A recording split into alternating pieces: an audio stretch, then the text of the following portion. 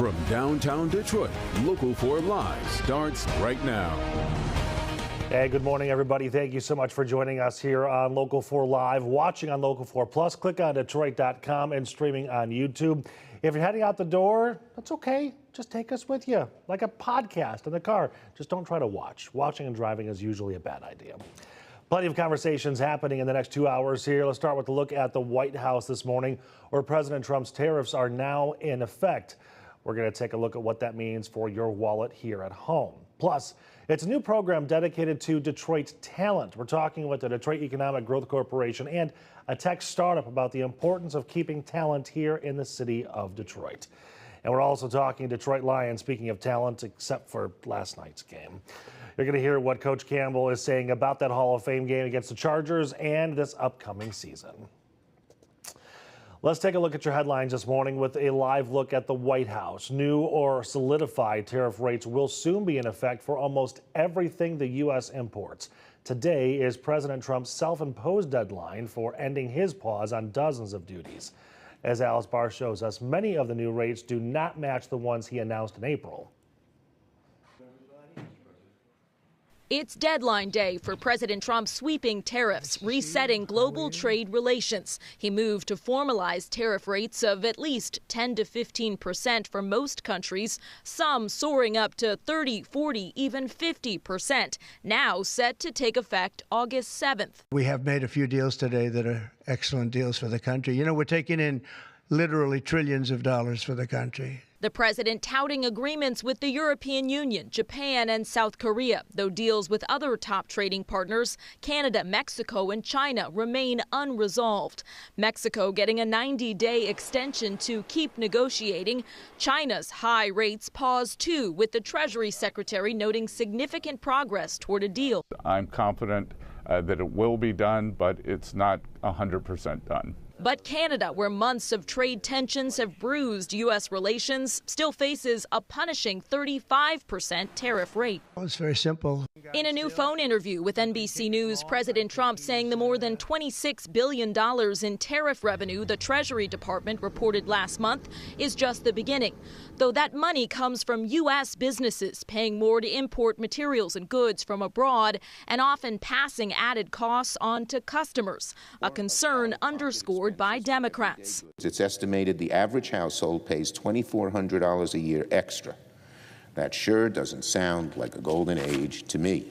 As the president tells NBC News, the only price spiking is the hundreds of billions of dollars coming into the U.S. In Washington.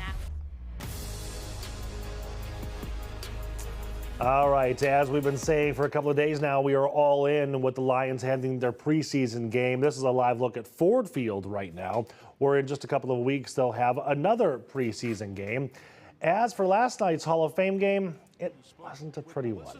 The Lions turned it over 5 times, 2 fumbles on special teams, and 3 interceptions, including 2 by Kyle Allen in the first quarter. The offense did find the end zone, though. Craig Reynolds capping off a 15-play drive with a score you'll see right here. The Lions fall to Jim Harbaugh's Chargers 34-7. Here's what Coach Campbell had to say about that game. The story of the game is we turned it over 5 times and then we didn't get any takeaways, so that's hard, you know. Just from that standpoint, when you put your defense in that kind of position, that's tough. We did have 2 sudden change stops, which is really good defensively. You know, I thought we handled the run pretty good. You know, there was a couple of runs that kicked out of there, but I mean, really they rushed for 2.8, so that's pretty good. I mean, we held in there. You know, and then offensively, like we said, it's hard to get in a rhythm when you turn the ball over like that, or you're getting ready to start a drive and we kick off return, punt return. So just that was kind of the nature of it. We're excited to watch some of these guys, see how they did, grade the tape, learn from it, grow from it. That's what it's about. So next one. You guys pride yourself on special teams. Is that maybe one of the disappointing things coming out of this game? Just a couple turnovers, the illegal kick, the illegal touching, just kind of a little bit sloppy. Yeah. I mean, yeah. You know, you don't want all those. That's what I said. You get caught in you know, all right, we need to see some of these guys. You know, you got to put them out there and cut them loose and let them go play. You also want to win the game. You also want to play really well, and we just, we didn't do that. So that's the frustrating part of it is that,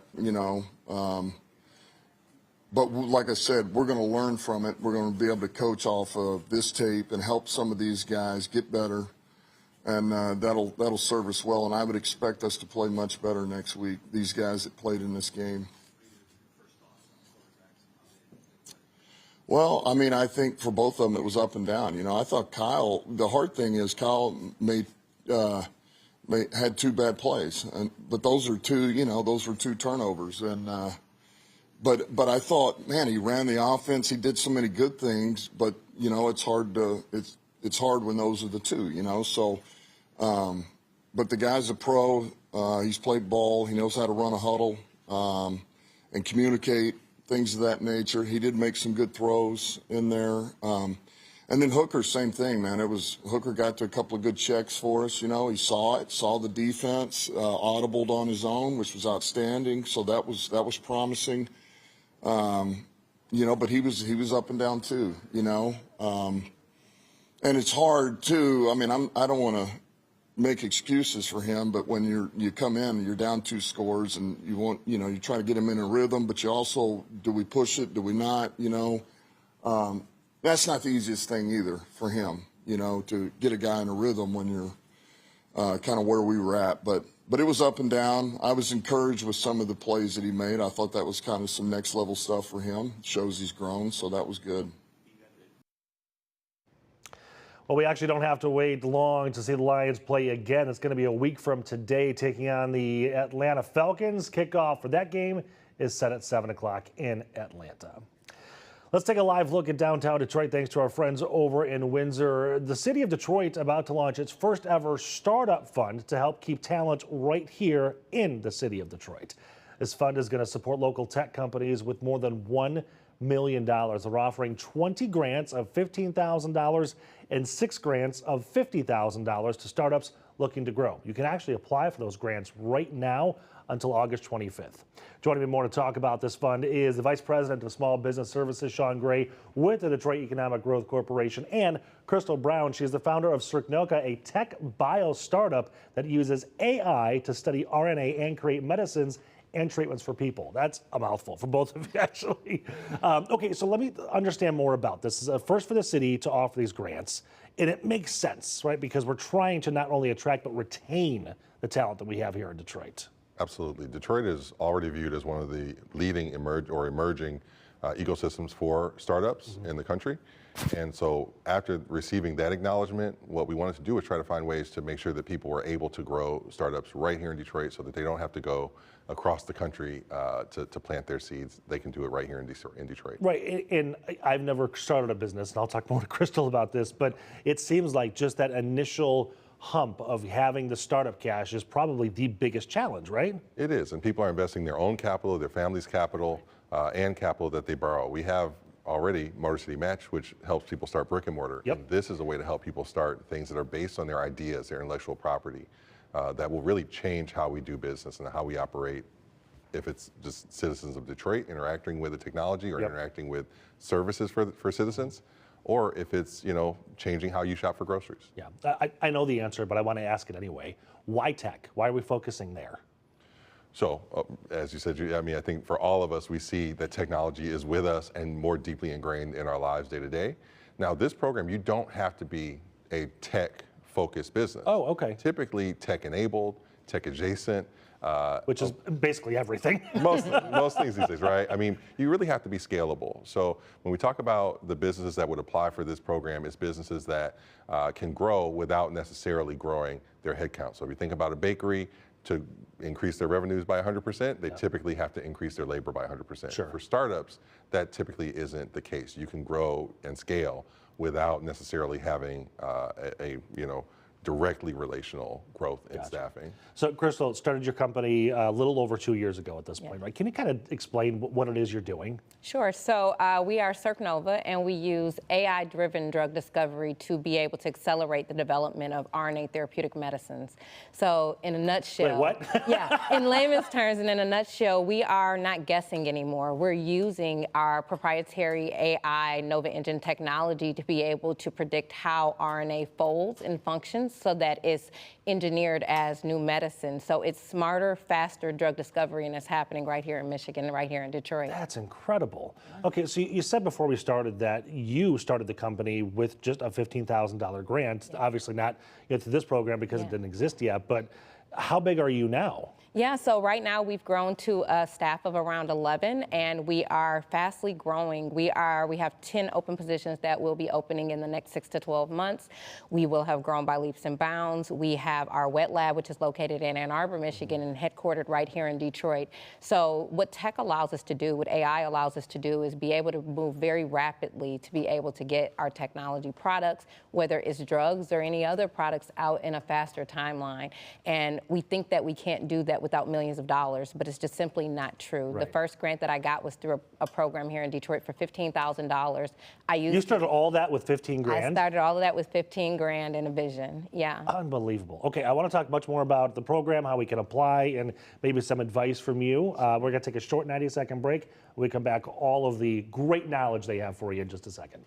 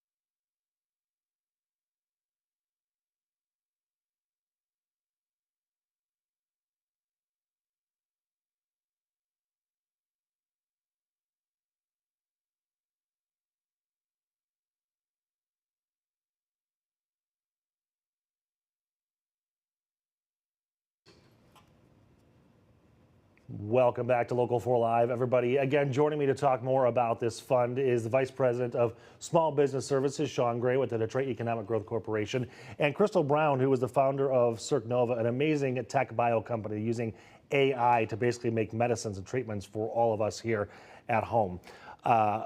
So the opportunity to get this $1 million worth of grants seems like it's, I don't want to say easy, but it's an easy application process, right?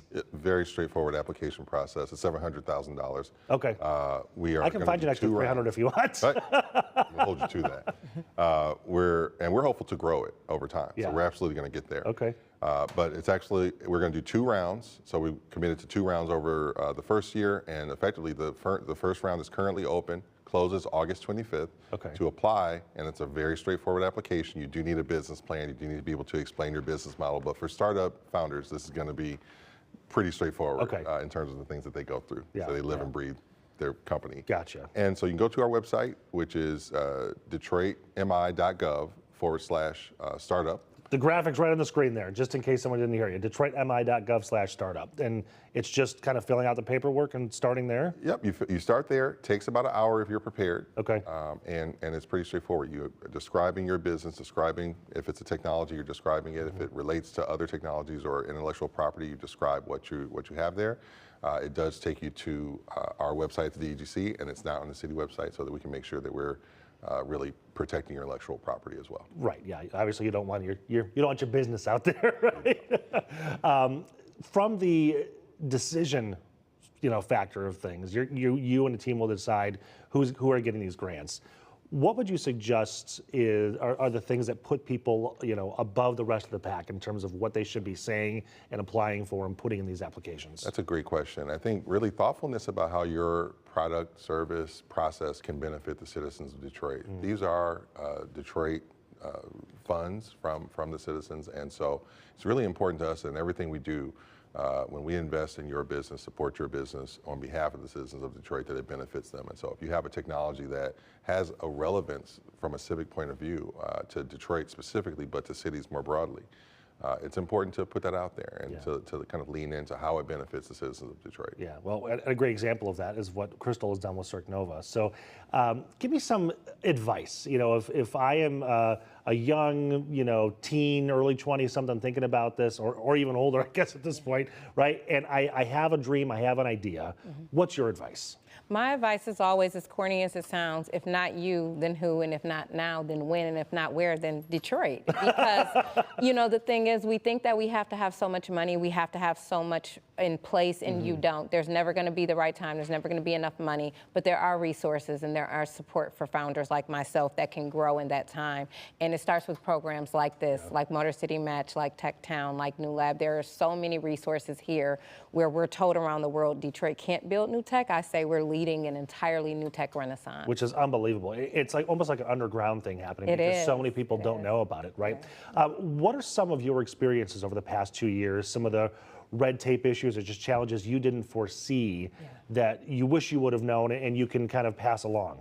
For sure. I wish I would have known that we have a community here that breathes a ground of just innovation and support. And even if you can't find talent here, Detroit is calling and people are willing to move here. Right. That is the biggest thing I've learned over the last 2 years. I have brought an incredible amount of expertise and talent in the biotech space, moved here from other places. Matter of fact, my senior software engineer came over from Singapore to move back to Michigan, lives right here in Detroit. You brought somebody from Singapore? I did bring someone from Singapore who's originally from Michigan but came back for CircNova. I think that's telling of where we're going as a city. Yeah, we're running out of time, but I do want to ask you just at least one more question in terms of, red tape and things. Support seems like it's huge. Just somebody to call when you're not really sure what to do or how to talk. There is so much of that available, but I think people are hesitant to pick up the phone and just ask. What do you think? I think so too, but I think that's why we have organizations like Black Tech Saturdays that's here for tech founders, like Michigan Founders Fund, who make sure that there's a safe space for your crazy ideas that other people think are out of this world, but are actually doable and can give you the action steps to get there. When you think about it, Amazon was started in a garage. Oh yeah. And everybody thought it was a terrible idea. Look at it now, right? Look at StockX. I mean, I could go on and on. We're going to change some things, and it's going to start here in Detroit. Awesome. Okay, Sean, Crystal, thank you so much for coming in. I can't wait to see the businesses that are coming out of this. We should follow up with you and see what happens. Awesome. Okay. Ashley's going to come back in just a minute with a check of your forecast. Plus, let's take a live look over at Holland State Park this morning. Why it's actually going to cost you more the next time you want to go camping.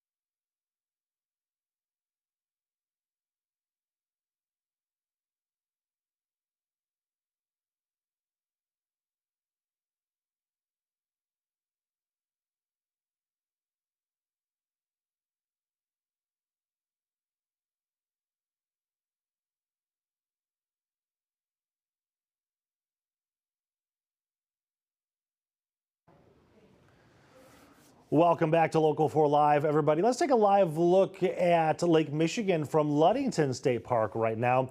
If you plan on camping in Michigan State Parks, you're going to be paying a little bit more starting today. Camping fees are up for the first time in 3 years, so modern sites are going to cost $26 to $45 per night. Yurts and mini cabins are going to run between $60 and $120 a night. Popular parks like Holland and Ludington will also have new entrance fees to help cover cleaning and maintenance. These changes help keep the parks running smoothly as visitors continue to pour in. Let's talk to Ashley about your weekend forecast and what the work week next week is looking like. Hey, Ash. Now, forewarned weather with Exact Track 4D. Well, we're finally tracking beautiful conditions weather-wise, and then we have the air quality that is just not cooperating, and it comes from that wildfire smoke. And so for today, heading into tomorrow, due to more plumes of wildfire smoke expected, our air quality will remain unhealthy, at the very least for sensitive groups, and we could have time periods where it's unhealthy for all. And so I don't want to say don't get outside because it is gorgeous, but you might just want to be smart about it and kind of limit the amount of time where you spend outside. But if you are in one of those sensitive groups that have asthma or an upper respiratory illness, it's best to stay indoors until this does start to subside. So the air quality advisory was extended to last all the way through your Saturday. And we do have that thicker wildfire smoke coming out of Canada, and that pushes all the way west into the northern plains. The worst air quality is still up to our northwest and down to the southwest, and that's just because of the direction of the air and how it's coming in, but nonetheless moderate to major pollutants across the area. The culprit, high pressure, and here's the little catch-22 with it. High pressure clears out our clouds. It brings us blue skies, dry conditions, and so that's what's giving us great weather. However, where the high pressure is situated, you get clockwise rotation around it. So then it's bringing all that smoke from Canada, boom, right into our neighborhoods. And so as long as that high pressure stays just to our northwest, well, that's when we're going to continuously see that smoke. So we get a little brief break from it throughout the day, but then we will have more of that wrapping around that high heading into Saturday as it pushes more into our area. Today's forecast this afternoon, 77 the afternoon high, mostly sunny skies, though it'll be very filtered by that smoke, so it might even look a little overcast to you, but that's not cloud cover, it's that smoke layer. So we'll have hazy sunshine. We're starting a nice dry stretch, car wash type of weather. You get your money's worth today. It'll last all the way into next week. However, that was not the case in July. Now that we have flipped the calendar, we can talk stats for July at Metro Airport. We picked up over 7 inches of rain last month. That's more than double of what our average rainfall should be for the month of July, and certainly a lot more than last year. We have more than 5 inches compared to last July. So it was a wet one. This is issued from the Climate Prediction Center, keeps us near average with precip, so that won't be too shabby, but slightly above average with those temperatures as we are rounding out kind of that last month before we go back to school. So maybe you're traveling up north this weekend. Let's talk about that up north forecast. Starting here, though, we'll be right around 80 degrees this weekend. Feeling great, lots of sunshine. We just got to get that smoke out of here. Unfortunately, you're still going to encounter the smoke if you travel north. So up towards Alpena, Rogers City, plan for 70s, getting to either side of 80 into the weekend, but smoke for today and tomorrow. Same situation in Mackinac Island, where we do eventually reach 80 Sunday with some clearer skies. Then Traverse City, mid 70s today, low 80s Saturday, Sunday, but we will push out that smoke layer as we head into your Sunday. So 7-day forecast here across Metro Detroit. Seasonal by early next week. Next chance of rain, not until Wednesday. Ashley, thank you so much. Coming up next year, keeping your most precious cargo safe. The new tougher safety rules on the way for car seats, and the reason it doesn't mean you have to go out and buy a new one.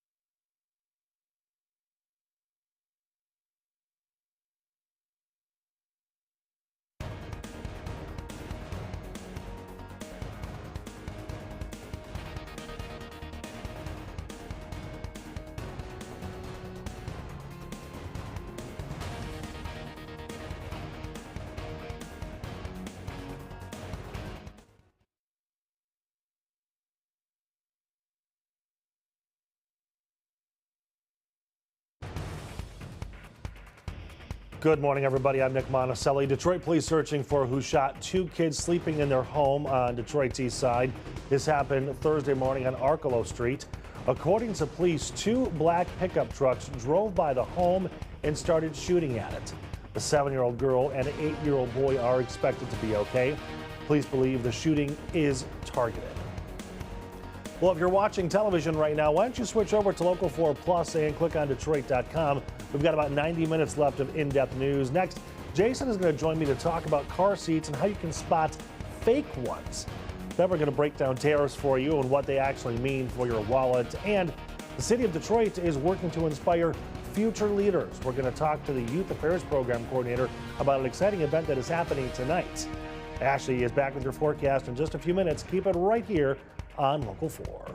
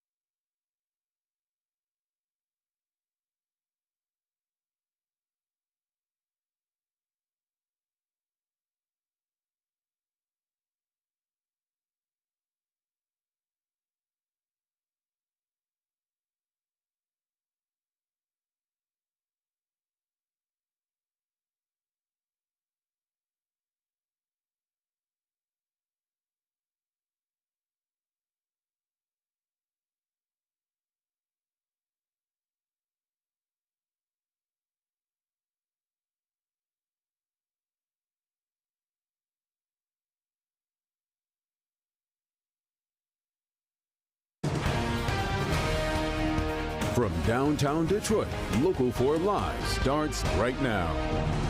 Hey everybody, welcome back to Local 4 Live. I'm Nick Monticelli. Thank you for joining us here on Local 4 Plus. Click on Detroit.com and streaming on YouTube.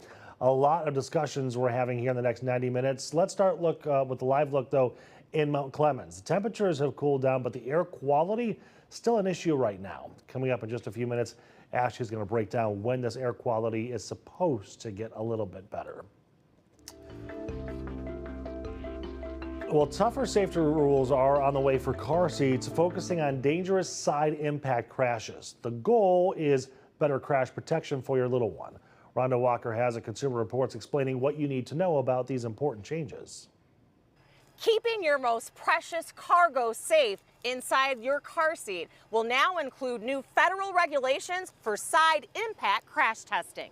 They've never had regulation for side collisions either. No, they haven't. And so I think that they should put car seats in and have it tested all each way.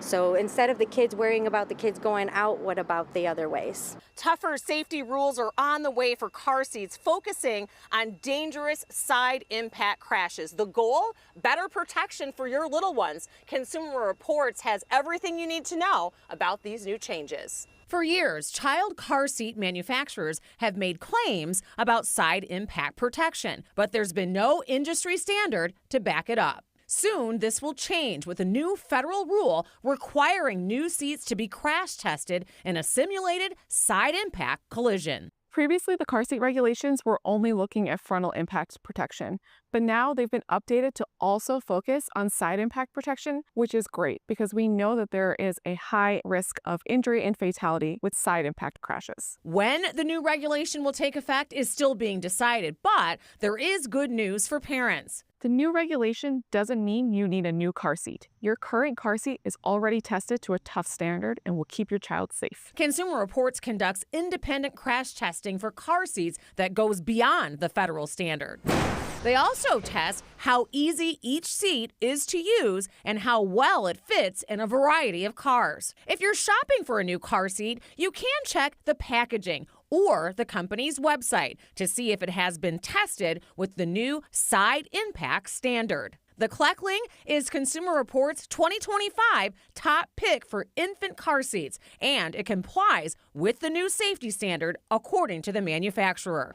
And Consumer Reports says to make sure that your child is safe for every single car ride, you should routinely check to make sure that that car seat is nice and tight and that your child is properly harnessed. From Allen Park with Consumer Reports, I'm Rhonda Walker, Local 4. All right, Jason Coulthard joining me right now. A couple of dads with a couple of kids and one with a dad bod. Well, if I go like this, you can't tell that I have a dad bod, I suppose.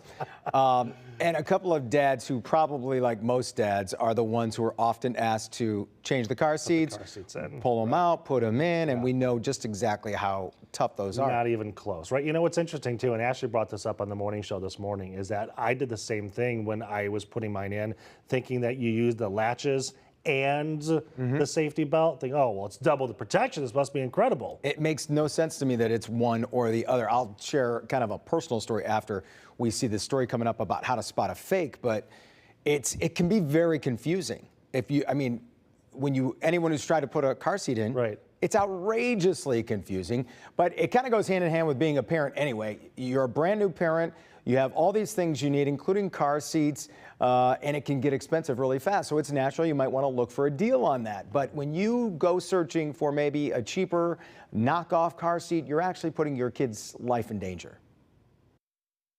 When you become a parent, there's not a handbook. Lola Laguerre, like a lot of new parents, wasn't sure where to find everything she needed for her new baby girl. It was really scary because you want to be the best mom. So I didn't think that something like, that was purchased would have been unsafe for my child. Laguerre saw what she thought was a cute car seat for her 4-month-old daughter on TikTok.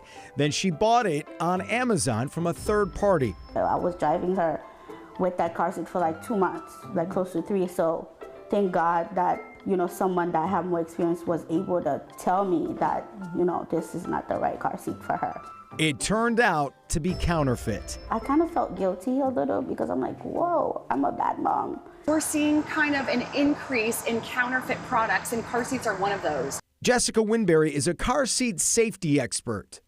We know motor vehicle crashes are a leading cause of death in kids, so we want to make sure our kids are as safe as possible. So why is a counterfeit not appropriate?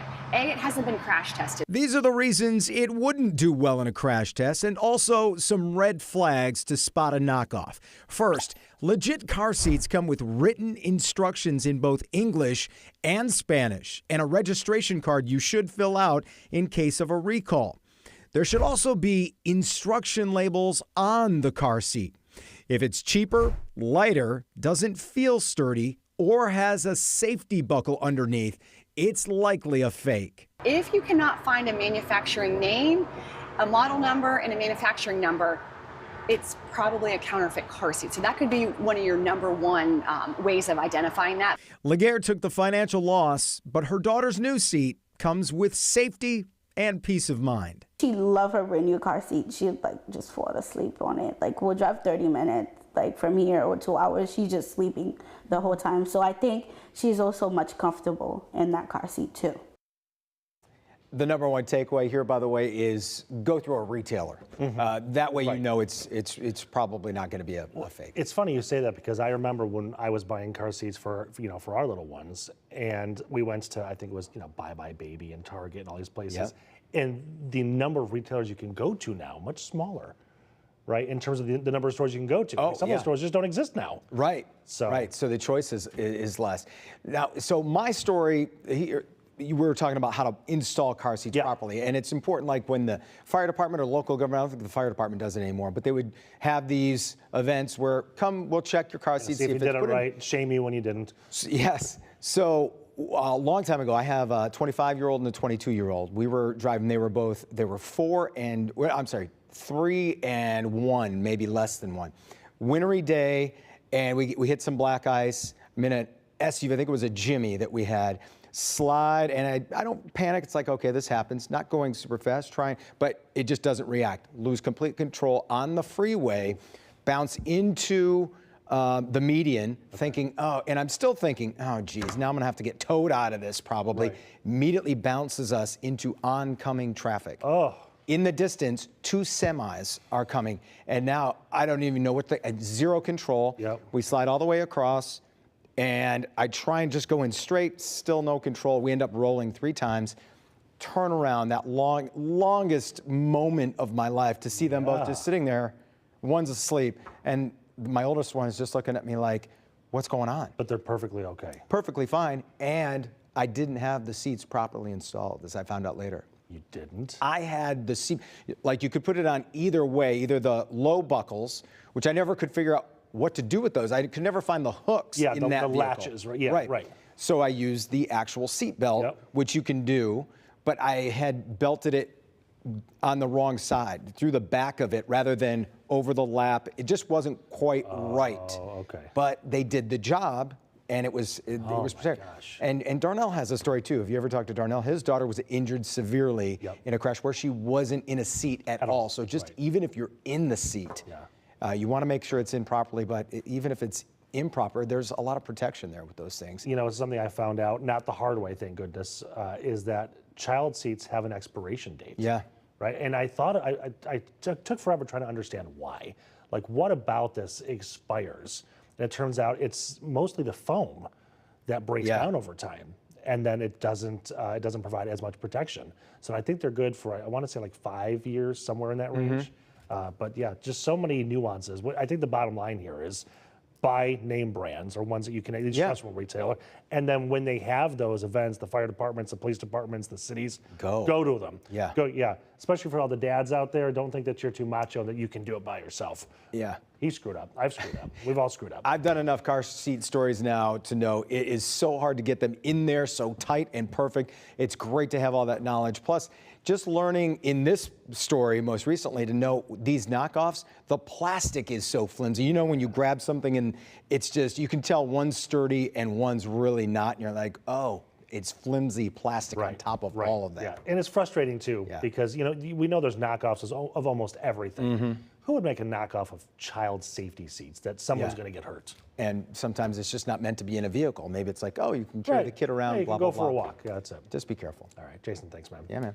Okay, higher tariffs are coming for dozens of countries, meaning businesses will have to pay more.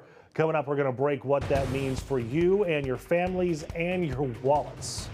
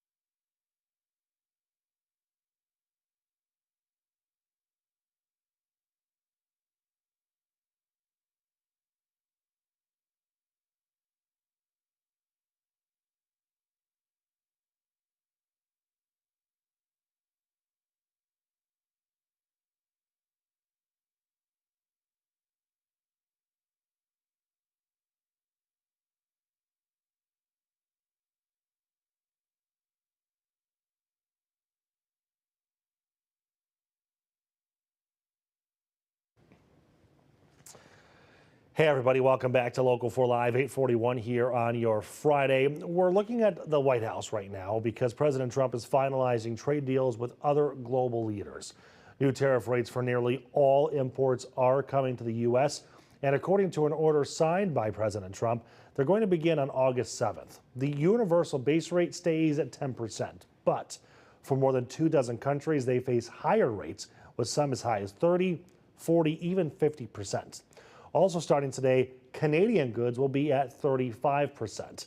Meanwhile, Mexico is getting another 90-day pause on its tariffs. The president is also working on a deal with China. We have made a few deals today that are excellent deals for the country. You know, we're taking in literally trillions of dollars for the country. We have to pay a fair rate. That's all. It's very simple. All right, so let's break all of this down. For starters, what is a tariff? We've been hearing so much about them, but what does it actually mean? A tariff is simply a tax on items coming into the United States. So let's say there's a 10% tariff on a $10 item. That means an extra dollar is added to that price, so it would cost $11 to bring that into the United States.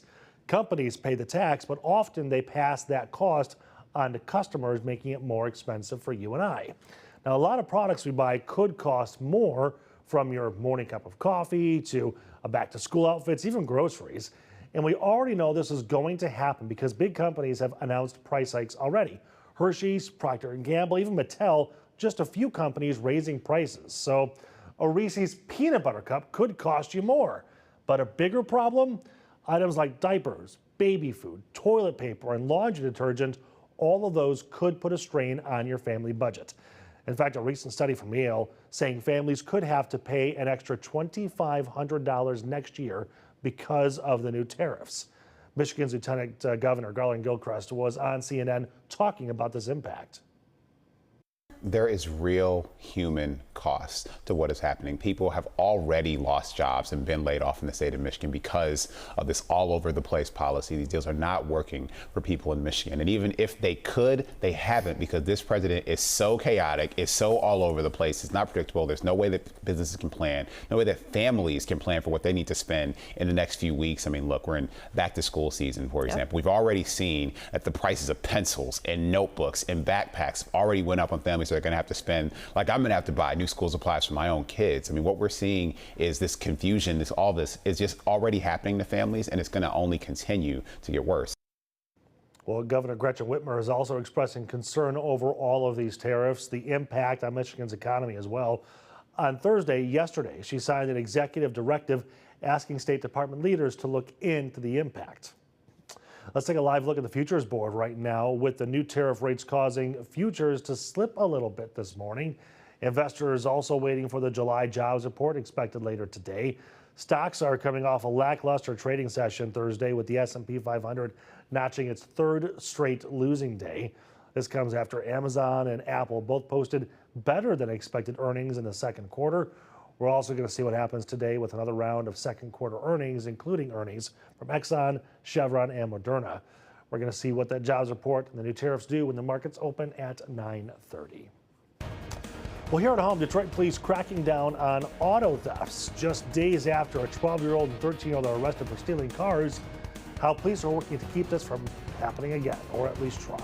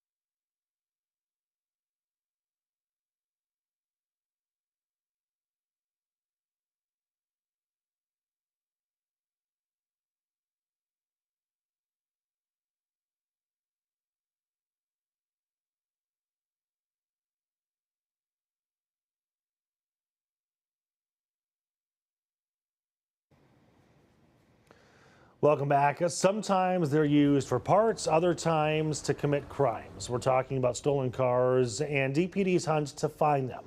Shante Passmore got an exclusive in-depth look at how Detroit police are trying to locate missing vehicles. Hey, good morning. Stolen vehicles, a major problem in the Motor City and beyond. And new numbers this morning from DPD. They tell us that out of all the cars they recover in the city, listen to this, about a quarter of them come from out of town. And now we're getting a rare look inside what it takes to track down these missing rides. Detroit police on the move as the commercial auto theft unit hits the streets. Lieutenant Nathan Miller. We're utilizing the resources that we have, license plate readers, green lights, and we're specifically targeting areas where we're seeing an uptick in motor vehicle thefts in the city of Detroit. A hit from a camera on the interstates running through Detroit, or license plate readers, also known as LPRs, dispatches surveillance units to an area to find a stolen vehicle.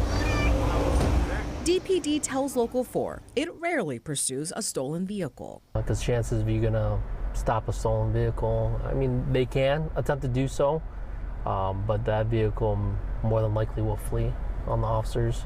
I see. And if they do, we'd also have resources, air support, that could also follow the vehicle. Air support includes DPD, MSP, and Homeland Security.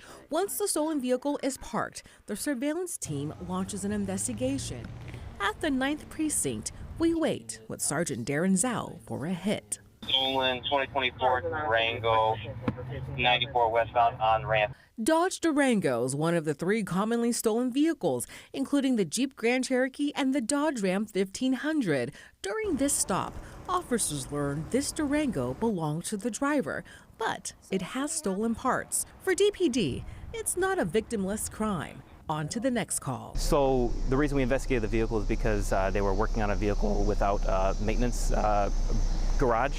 So we conducted an inspection of the location, and while we were searching the garage, we located a vehicle that was stolen, a Dodge Durango that's been partially stripped. In both incidents, officers relied on active policing based on training and experience. Still, technology plays a major role in enforcement. How much have the flock cameras or LPRs have really elevated policing in modern day times? I mean, it's got to be a big tool for you guys. It's absolutely a big tool. We have the ability on our computers to get a notification anytime a stolen vehicle drives past a license plate reader camera in the city. Once the unit gets alerts, officers go into overdrive to track the stolen ride. As for the culprits behind the stealing, well, DPD says they're seeing a good cross-section of people, ranging from kids all the way up to folks in their 50s. But as for the kids, they say they make up about 11% of their cases so far this year. The concern for the department, if kids start doing it at an early age, where do they go from there? As mentioned earlier, most often, these folks work in rings. We're in Detroit. I'm Shante Passmore, Local 4.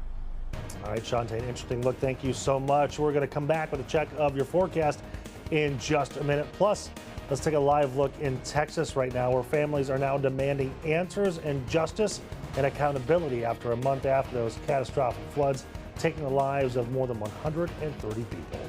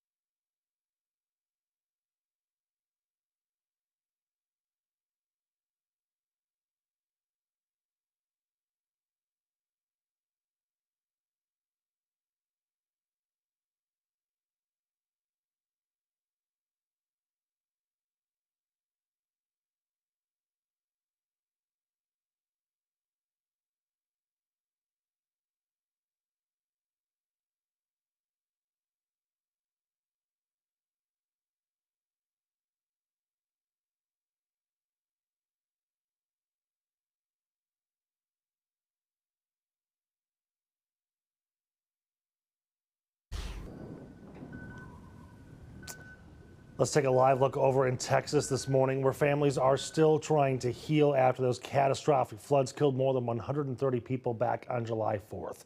On Thursday, that grief and anger boiled over during a joint committee meeting on disaster preparedness and flooding.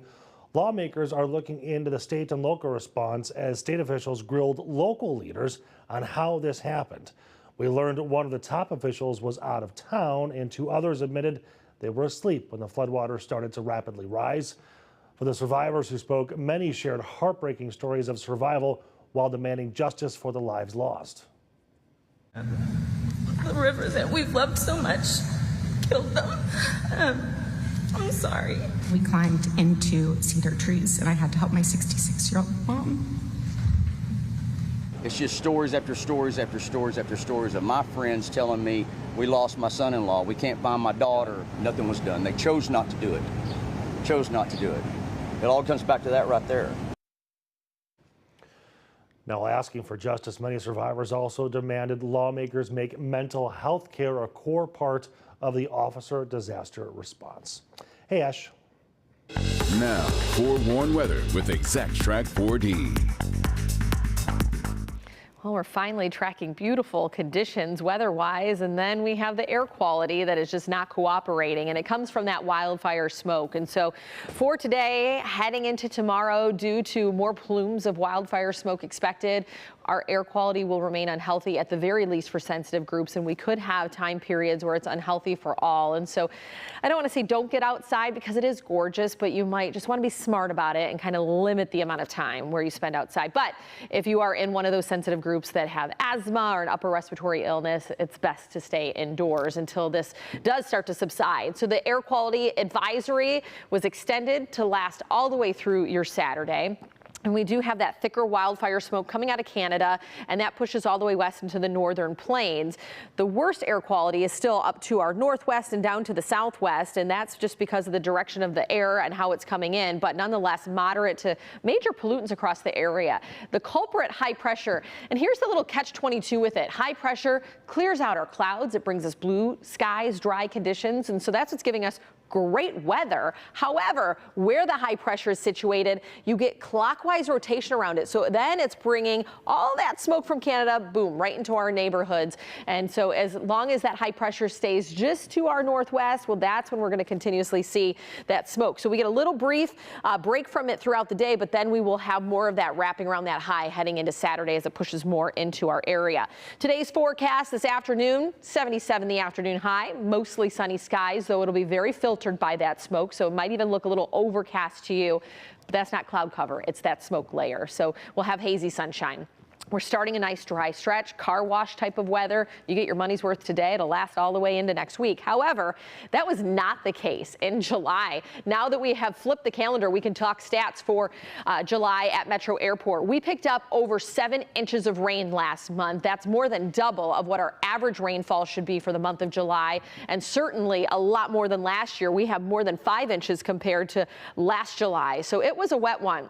Precipitation outlook for August. This is issued from the Climate Prediction Center, keeps us near average with precip, so that won't be too shabby, but slightly above average with those temperatures as we are rounding out kind of that last month before we go back to school. So maybe you're traveling up north this weekend. Let's talk about that up north forecast. Starting here, though, we'll be right around 80 degrees this weekend. Feeling great, lots of sunshine. We just got to get that smoke out of here. Unfortunately, you're still going to encounter the smoke if you travel north. So up towards Alpena, Rogers City, plan for 70s, getting to either side of 80 into the weekend, but smoke for today and tomorrow. Same situation in Mackinac Island, where we do eventually reach 80 Sunday with some clearer skies.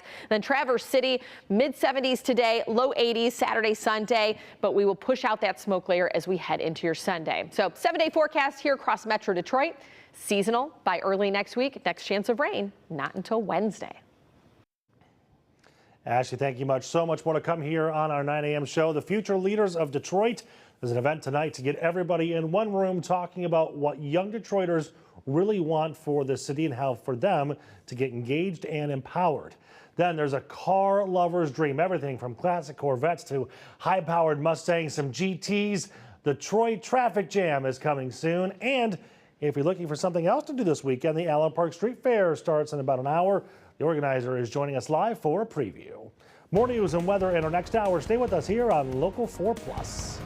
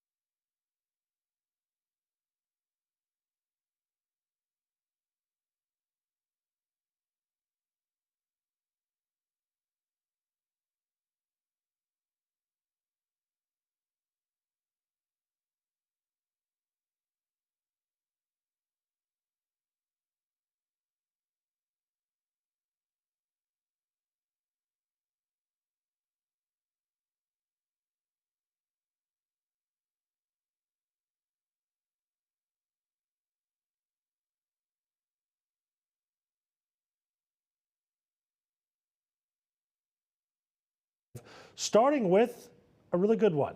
This is all about, I'm not sure what's happening there.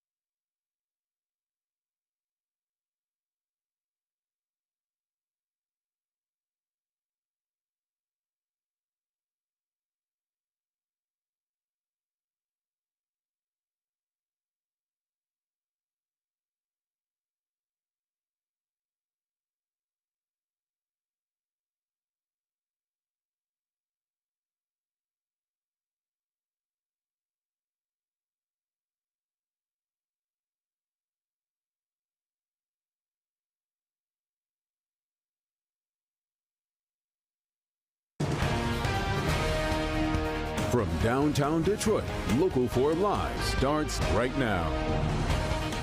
Hey everybody, welcome to Local 4 Live. I'm Nick Monticelli. It is Friday at 9 a.m. So much to cover in the next hour. Let me break it all down for you right now.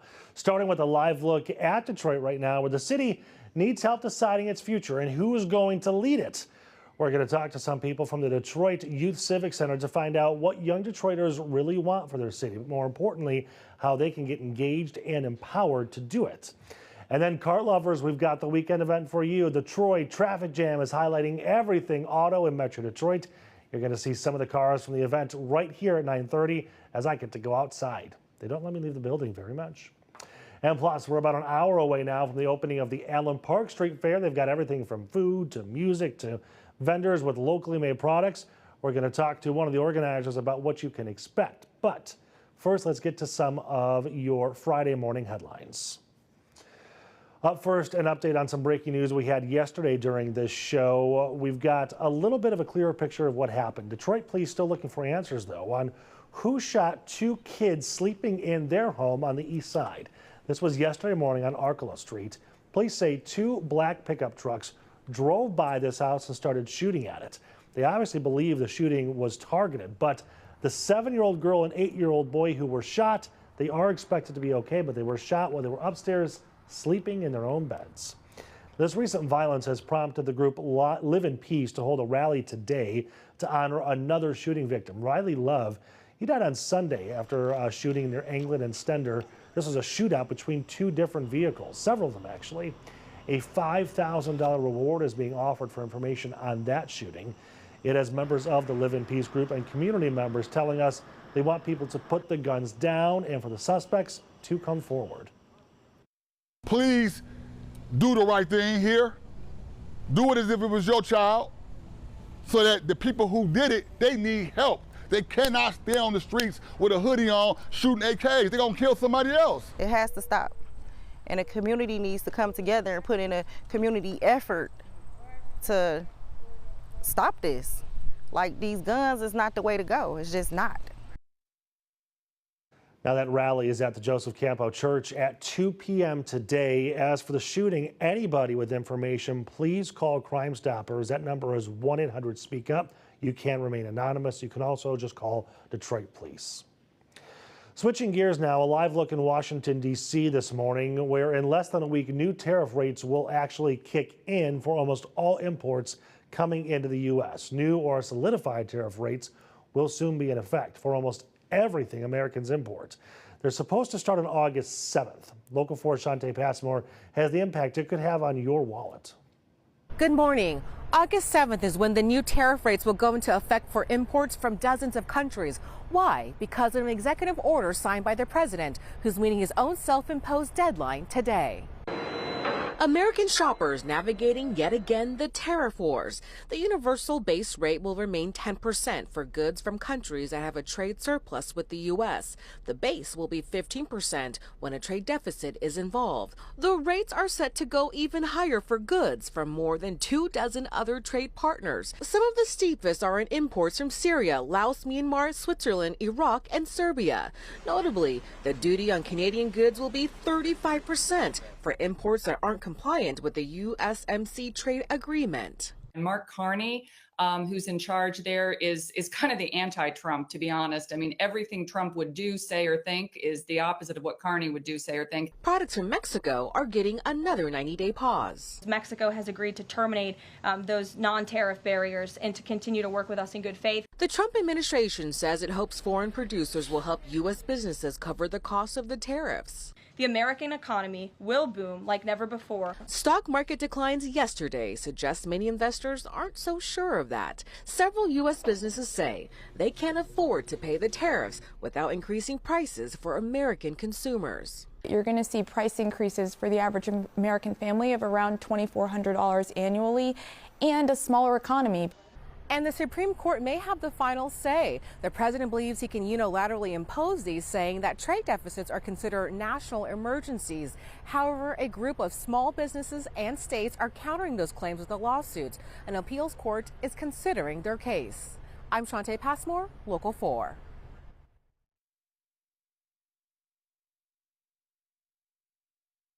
To actually put together an idea, like a report on how much these tariffs are costing individual departments.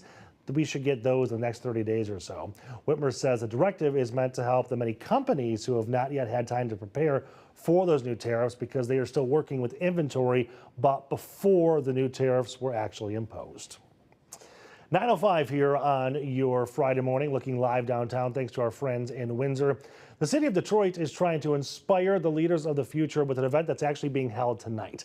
It's called Youth Civic Night. It's a nonpartisan event aimed at educating voters, so get out and vote, please, and empowering the community. This morning, we want to have a conversation about what young people want to see in this city and how we can get more people involved.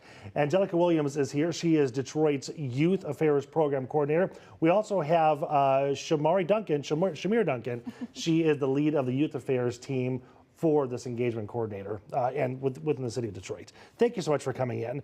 This event, again, happening tonight, it's kind of an opportunity just to sit down and talk about what's going on, right? Is that kind of a good way to put it? Yes. Yeah, absolutely. So this is a part of a longer panel series that we do where we try to engage youth in a bunch of different areas and industries. Because one of the things we really work for is making youth more engaged, more educated, and more involved in the city of Detroit. Which is interesting, and I'll get you in, and please chime in, but just a couple days ago, we had a long conversation here on this show about what the city and the region needs to do to attract and retain more young people. But a lot of times those conversations leave out the young people. Yeah.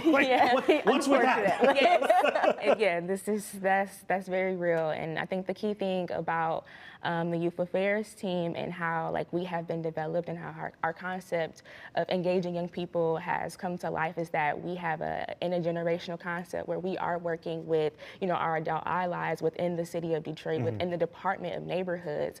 When we presented this to the mayor, thank you to him for just honestly being a supporter of seeing young people be engaged in their communities, young people being at the roundtable where decisions essentially are being made that will essentially impact them long term, as they are the next generation of leaders that will take on everything that this city has to come. So, I mean, just listening to both of you, I can see, future mayors right here.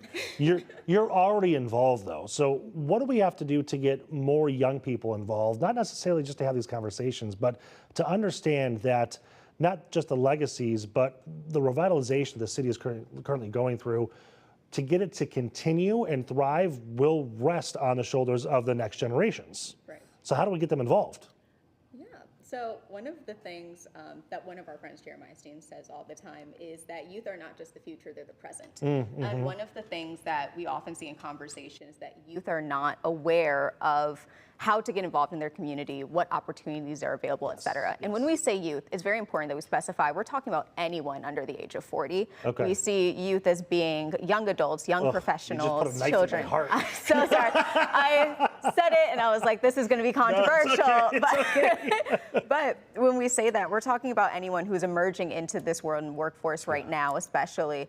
And it's really a partnership, as Shamir said. So it's an effort from the youth to get involved, to find out where things are and how they're operating. So is that kind of the goal of tonight then, is just to open the doors and say, this is how you get involved? Absolutely, absolutely. Tonight is really all about, and the Youth Affairs team, like we value and our mission, a big key component of it is exposure. Young people cannot get involved into something that they don't even know is there for them to get involved in. And so we have this very strong priority in making sure that young people are aware of what is happening in their communities. If it's an event, if it's a program, if it's an internship, whatever it might be, we want young people citywide across the city of Detroit to have access to that and to be aware of that. And that's us doing our own internal work and building strategy even around social media. How are we now gauging our social media as a city, right, to be targeted towards these audiences? Because we do roundtables with young people all the time, and the number one thing that they tell us when we ask them, what is your communication platform? It's Instagram, all right? If you're looking for a key tip on how to engage your young people, use Instagram, all right? And mayoral candidates use Instagram. There you go. Okay, we're going to have much more on this conversation after a quick 90-second break. Don't go anywhere.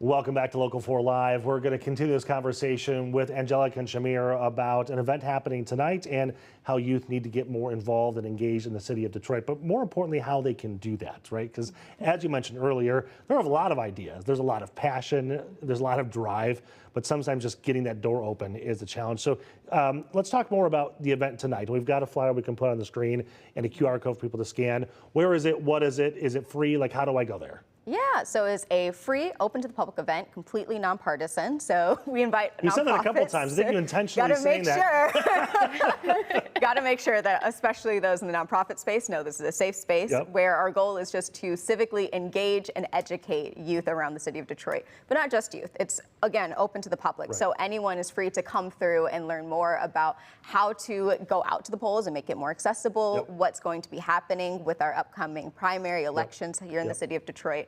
And just find a community of like-minded individuals who are passionate about taking control of their futures. Yeah, right. I did want to ask you, while we're on, you mentioned the primary happening on Tuesday, which is very, very close. Yeah. The city of Detroit is probably going to have a very low turnout. It's that way for primaries all the time. And especially, though, in the younger voter category. We don't turn out, you don't turn out. I keep trying to put myself. You can join us. It's totally, we won't tell.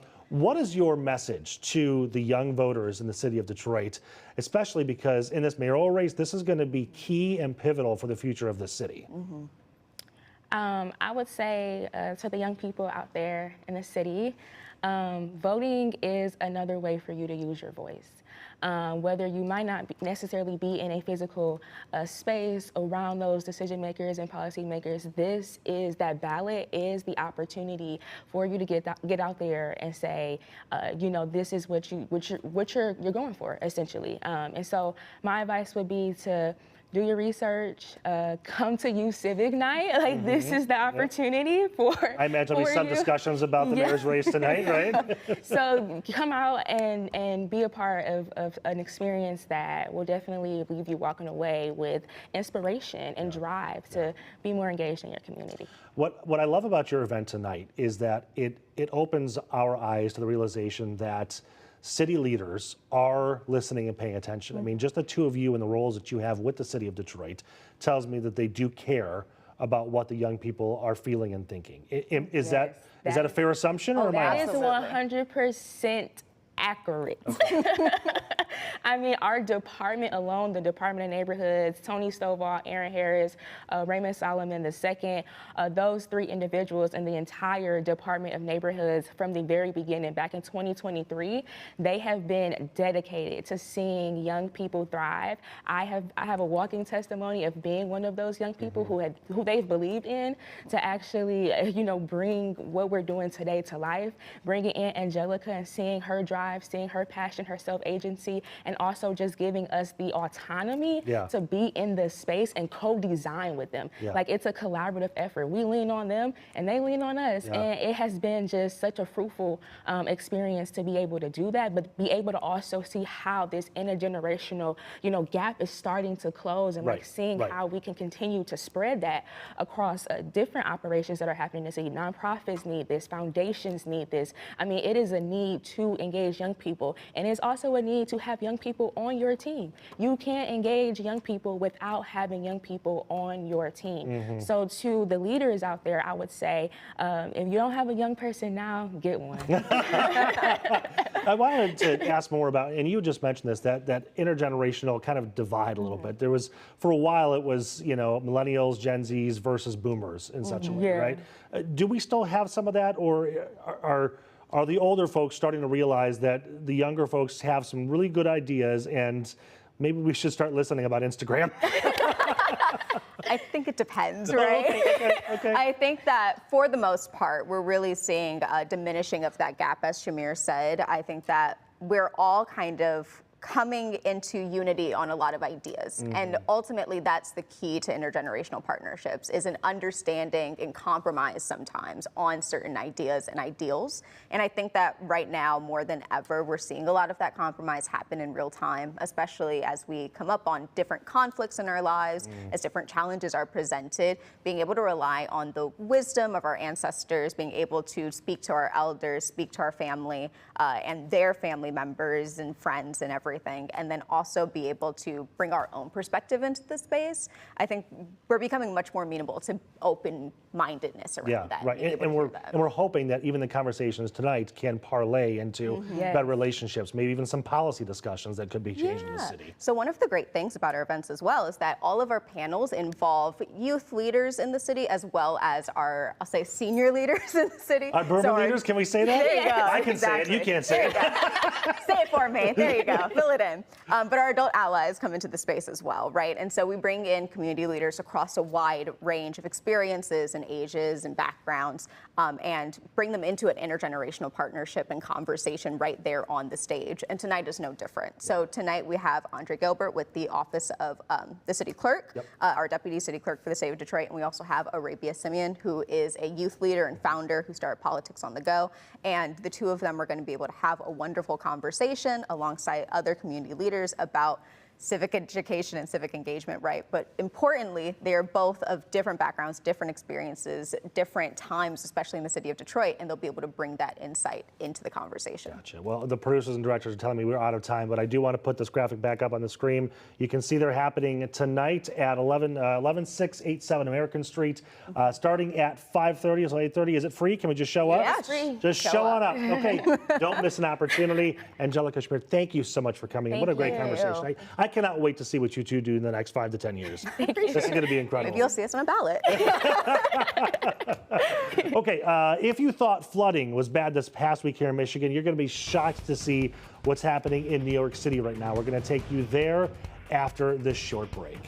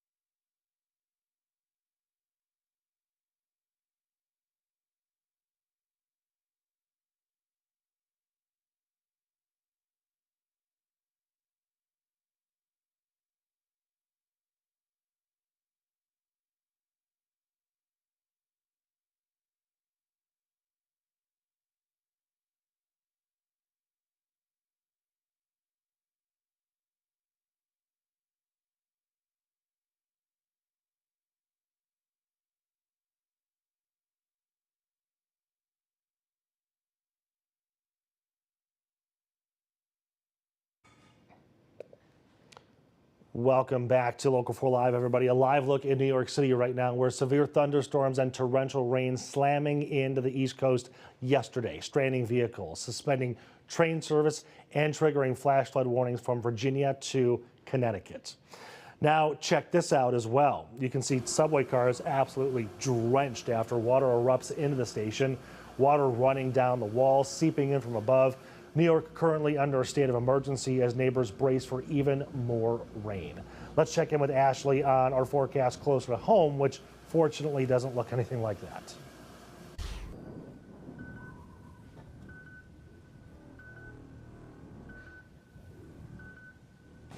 Now, forewarned weather with ExactTrack 4D.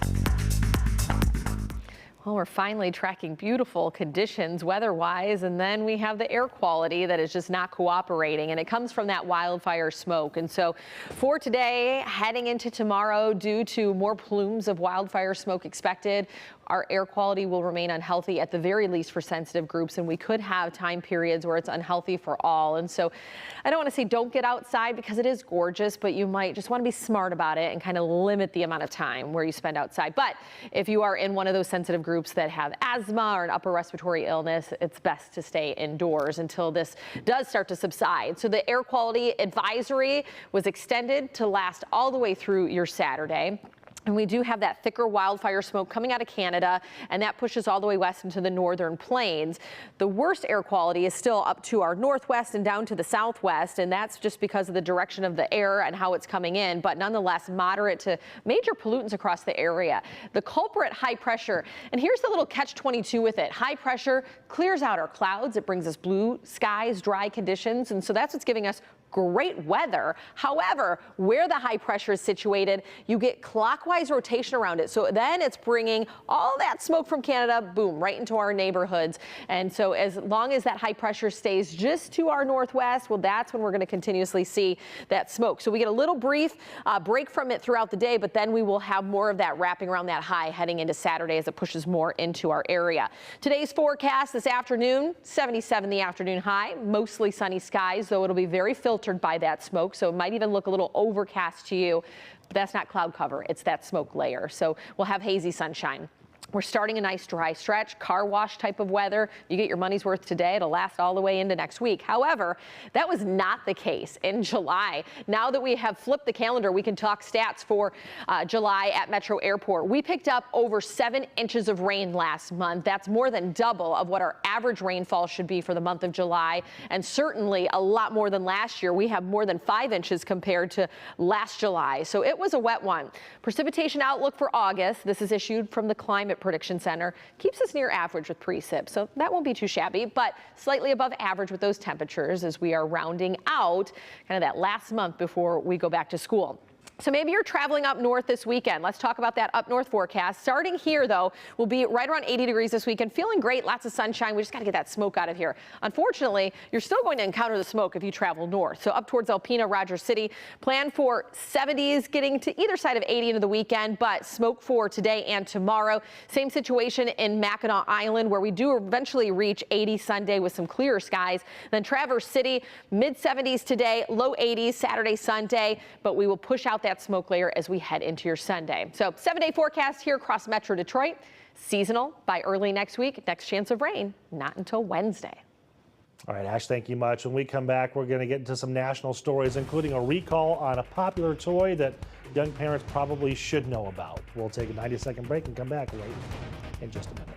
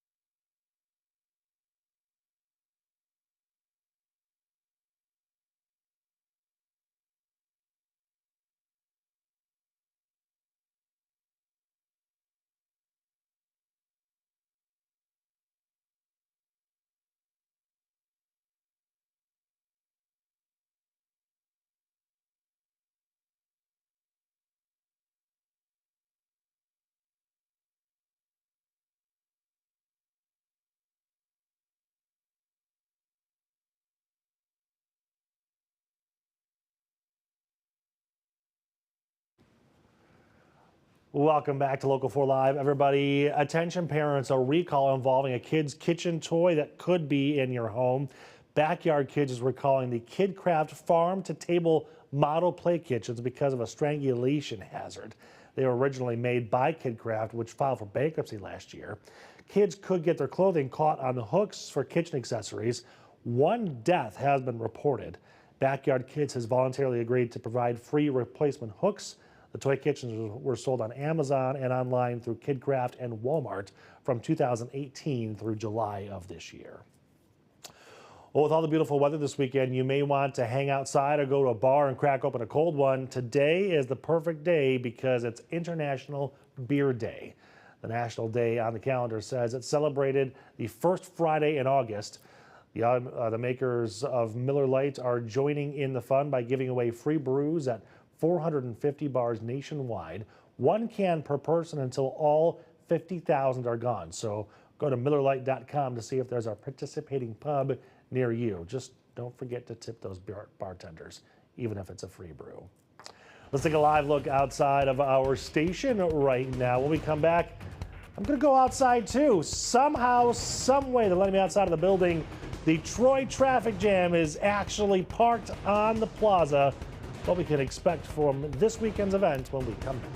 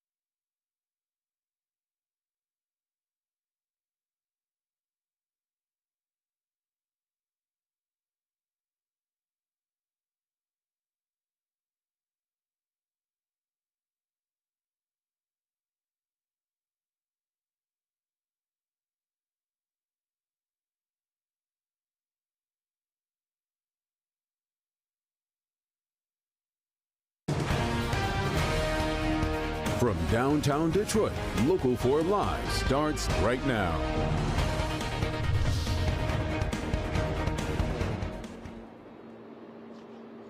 Welcome back, everybody. Nick Monticelli live on the plaza.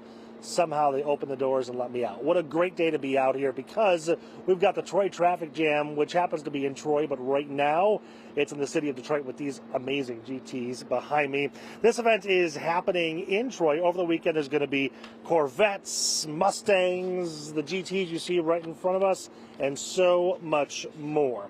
It's going to be an amazing event, not only because of the cars, but because of the weather as well. Joining me right now to talk about all this, we're going to start with Jen Peters, the director of the Troy Historic Village. This event is awesome. The village is awesome, but the cars make it even better, right? Yeah, no, this is our biggest fundraiser of the year, and this is going to be our biggest show. We're going to have over 350 cars. You can fit that many out there? You can fit that many. We're going to squeeze them in. It's going to be tight, but it's going to be gorgeous, like you said, with the weather. This is a free family event. It has something for everybody, so the car enthusiasts get stuff, the families get stuff. If you are just curious, come on by. We're going to have over 6,000 people. We've got automotive art. We've got book signings. What's automotive art? We've got 4 artists that do a range of pieces from oil and watercolor paints to other things on automotive. So pick out something for your living room, right? But yeah, we've got kids pedal car races, and all of this is possible because of our sponsors. That's what makes it a fundraiser. So Kirko, Columbia Center. Give them their plugs, absolutely. Yeah, absolutely, absolutely. Our kids pedal car race by the South. There's a kids pedal car race? Yes. Like I said. Now I'm going. We also this year have auto simulators from Superlab, so you can get behind the wheel and challenge each other and see if you can beat each other in an auto simulator. Okay, between you and I, who would win? You would. I drive 75 every day. I'll beat you. Wait, I'll beat 75 miles per hour or I-75? I-75, we won't say the speed. Yeah. One of our coolest pieces, though, is actually, other than these cars, is our Tech Talks feature, which is sponsored by Gallagher. Okay. We've got Ford, we've got Corvette, and we've got a racing panel. And that's actually something that Jeff knows way more about than I do. Okay. I'm Should an I go talk to organizer. Jeff? Absolutely. All right. Absolutely. I'm an organizer. I'm getting everything together. I've got the big picture, but he's got the details All right. for you. I think she's cueing me to go talk to Jeff over here. All right, I'm going to go on this side so we can still see the GTs. Jeff Nowicki, owner of Nowicki Autosport Design. How awesome is this event? It's wonderful. I've been on the planning committee for about 4 years now, so we've watched the event grow. It's our 17th annual show. Okay. And one of the amazing features this year, and especially with the Ford GM rivalry, and after what happened at the Nürburgring yesterday, there's a lot of conversation. What's going on? That's a nice way to put it. Yeah. So Corvette just announced with the ZR1X a 6:49 lap time, eclipsing the Mustang GTD of 6:52. So, we're going to have on Sunday the chief engineer of Corvette, Josh Holder, and the actual test driver that did the Nürburgring lap time, No kidding. Drew Cattell. But we're also, with a friendly rivalry, going to have the Mustang GTD guys, the chief designer, program manager, Aaron Codell, and then also we're going to have Greg Goodell there as well. How have you memorized all these names? Yeah, so it's fantastic that we're going to have these guys here, and this is going to be the only place that you're going to be able to see these guys and had kind of a head-to-head tech talks moderated by John McElroy, a renowned automotive journalist. So he'll be moderating it, and then we're going to have, of course, the race panel. But we've got a Do you great put collection a wall of cars. between the guys? There's no fighting. Well, there's going to be a little time between the two. So we've got 11 o'clock for the Corvette guys, and about 11:45 to noon are the Mustang Why don't GTD you just put them guys. like in a ring and see what happens? Well, the ring is the Nürburgring, so and Jim Farley we saw what happens. Yeah, Jim Farley just said yesterday we're going back. So it's kind of a neat little rival between the two. That is pretty But we've got cars coming from Team Penske. We've got stuff coming from Colli Ferrari. We've got race cars coming from the GM Heritage Center. So we've got just a fantastic lineup of vehicles. So it's going to be great. Okay, we're going to make our way back over to the cars themselves now. I've got Phil and Rich here. Rich is the owner of the GT Garage, which is incredible. You got number 4, number 9. Do you have a favorite? I like them both. Okay, tell me all about the cars. This one, number 4, is called Lunar 4. It's a signature series car that we've done with Camilo Pardo, the original designer of the 05 64 GT. Yep. I drive it a lot. It's got like 37,000 miles on it, so it's been all over the country. It's not like a lot of them, which are fine to sit and store in a place. We get the enjoyment out of driving it and using them. Yeah. The looks and the attention they get, and to show them off. And, great shows like the Traffic Cam coming up, and yeah, they're a lot of fun. They're a lot of fun to use and drive and have around. What's the top speed on one of these?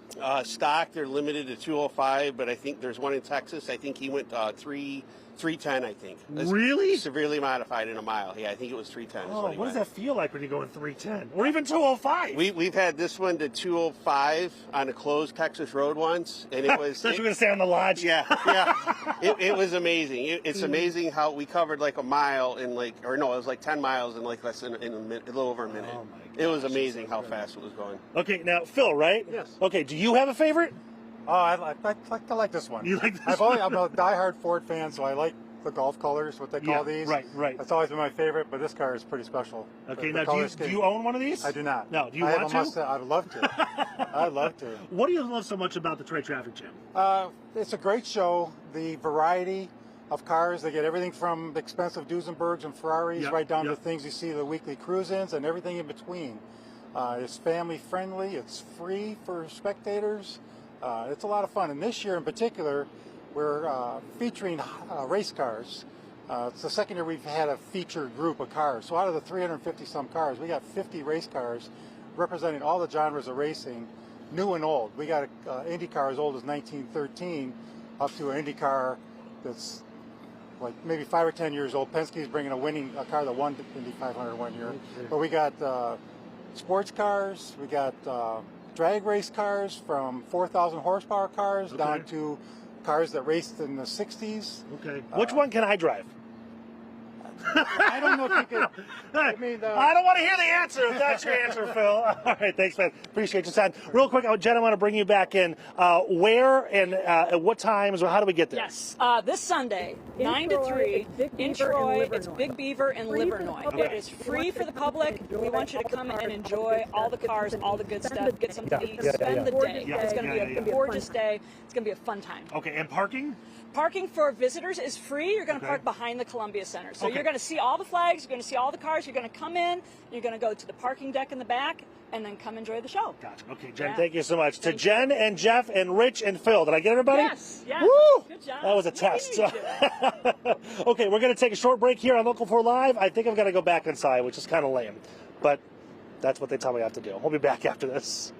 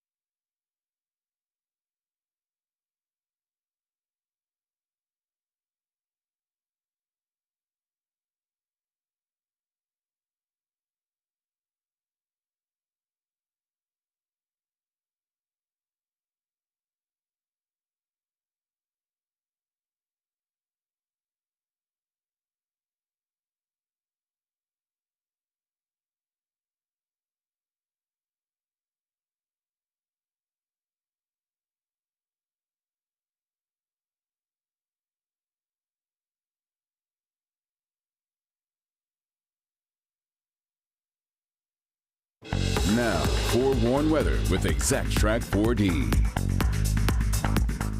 Well, we're finally tracking beautiful conditions weather-wise, and then we have the air quality that is just not cooperating, and it comes from that wildfire smoke. And so for today, heading into tomorrow, due to more plumes of wildfire smoke expected, our air quality will remain unhealthy at the very least for sensitive groups, and we could have time periods where it's unhealthy for all. And so I don't want to say don't get outside because it is gorgeous, but you might just want to be smart about it and kind of limit the amount of time where you spend outside. But if you are in one of those sensitive groups that have asthma or an upper respiratory illness, it's best to stay indoors until this does start to subside. So the air quality advisory was extended to last all the way through your Saturday.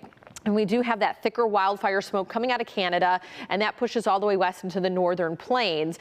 The worst air quality is still up to our northwest and down to the southwest, and that's just because of the direction of the air and how it's coming in, but nonetheless moderate to major pollutants across the area.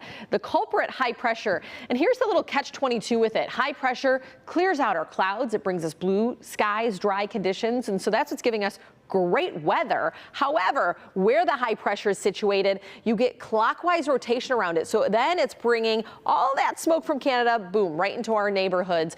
And so as long as that high pressure stays just to our northwest, well, that's when we're going to continuously see that smoke. So we get a little brief break from it throughout the day, but then we will have more of that wrapping around that high heading into Saturday as it pushes more into our area.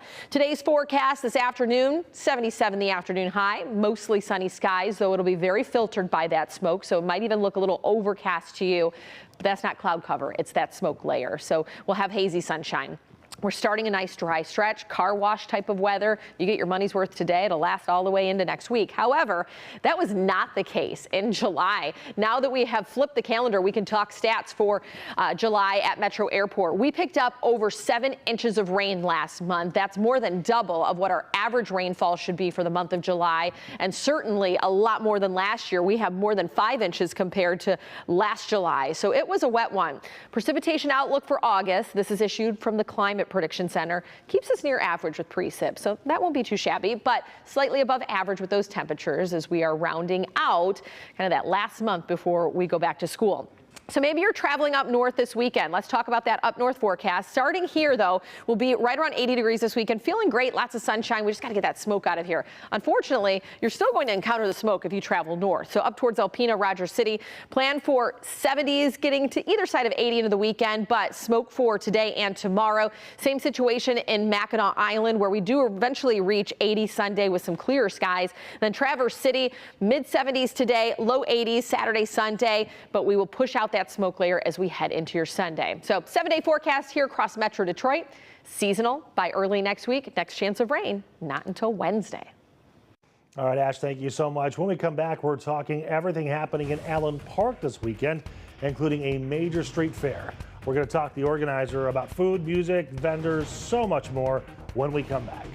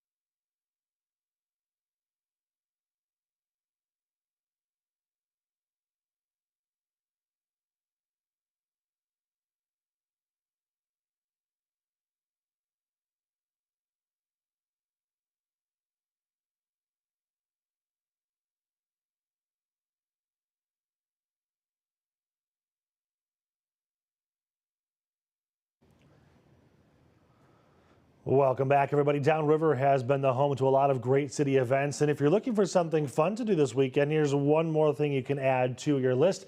A look at Allen Road in downtown Allen Park. But this weekend, this road is going to be transformed into the 43rd annual Allen Park Street Fair. They're going to have really great food, live music vendors, and a whole lot for anybody who's coming down. Organizers say the attendance is expected to be about 75,000 people, with about 200 artisans and over 20 different food vendors. Joining me right now to talk about this is the chairperson of the Allen Park Street Fair, Kyle Walagora. Kyle, thank you so much for joining us. This is a huge event. What are we expecting? We went through the list, but kind of go in some details for me. Great to be here, and thank you for having me on. Just like you said, it's over 200 vendors coming in from all across the United States. We are in our 34th year this year in the Allen Park Street Fair. It's one of the best art fairs in the Metro Detroit community. We have 2 nights of great live local entertainment, including 2 great local bands that will be headlining. Friday night it will be from 8 to 11, which will be Sunset Boulevard, which is an 80s Def Leppard 80s rock and roll tribute band. And as well as on Saturday night, we'll also have Ozzy Reborn, which is one of the best Ozzy Osbourne tribute bands that will be rocking our stage at 9 p.m. To 11 p.m. and so much more. 20 food trucks, 200 vendors, lots of amazing events to be a part of. It's just a great time to be in Allen Park. Yeah, so I'm curious, do people come more for the concerts or the food or the arts or all of it? Little of everything, really. We got everything you can imagine for an art fair. Pottery, weaving, wood making, so much down the line. We have everything. You can find everything here at the Allen Park Street Fair. You know, I know a lot of art fairs, they take the artists very, very seriously in terms of who can apply and get in. How does your process work for choosing who gets to be an art vendor? Yeah, so we're a juried art fair, so we make sure that everything is handmade at this fair. It's important to us because we want to make sure that we are supporting the local artist and not big box stores. I think that's very important, and just making sure that we support local artists, supporting local charities. That's what the proceeds to this fair goes towards, as well as supporting our local artists too, when it comes to music as well. What's your best tips and tricks, your advice for coming down? Where do I park? Where do I go? How do I get around? Absolutely, yeah. So there's free parking all the way around. Most of the locations are free parking. Best option, which I would suggest, is going to the Knights of Columbus in Allen Park. They are our shuttle stop with our Resurrection Brick shuttle, fair shuttle that will be taking people to the fair and dropping them off. It's a great opportunity to just stay away from the traffic and having an opportunity just to get a nice free ride to the fair and a nice air-conditioned bus. Yeah, cards or cash or both? A lot of it is cash and card. So bring them both. Gotcha. Okay. Can you talk to us about the footprint of the fair? Like, where does it span, and where should I know in terms of what I'm looking for? Yeah, for sure. So it is on Allen Road between Southfield and Roosevelt. What's so unique about our fair is that we're only 4 city blocks. So it's just enough that you're going to see over 200 artists and 20 food trucks and so much like great live local entertainment. But it's also it's small enough that you're able to walk it in a good amount of time without having to feel too hot or something like that. Gotcha. Okay, so this is your soapbox pitch opportunity. If I was thinking about something to do this weekend and trying to figure it out, why am I choosing the Allen Park Art Fair? I would choose the Allen Park Street Fair because it's really a very community-friendly event. Great event to take your kids. We have our SBK Orthodontist Kids Zone, which is free inflatables, free arts and crafts, free scavenger hunt all around the fair. So there's a lot of great opportunities for kids, lots of great opportunities for adults with the Lee Family Dental Entertainment stage, as I stated, along with our beverage tent, and just really just enjoying the great weather we're going to have this weekend. It's in all of our years, this is probably the nicest weather we've had. Yeah. Ashley certainly teed it up for you perfectly. Kyle, thank you so much for joining us. The information there on your screen, the Allen Park Street Fair, not Art Fair, if I could get my facts right, happening the 1st and 2nd. As he mentioned, the artisans are juried, so it's not just anybody in there. 10 a.m. to 9 p.m. live music happening at 6 p.m. to 11 p.m. on Friday, and then 4:30 to 11 on Saturday. Kyle, thank you so much for joining us here on Local 4 Live, and enjoy your weekend. When we come back, we're going to talk to Tati from Live in the D to see what's happening on their show that's about an hour and 8 minutes away.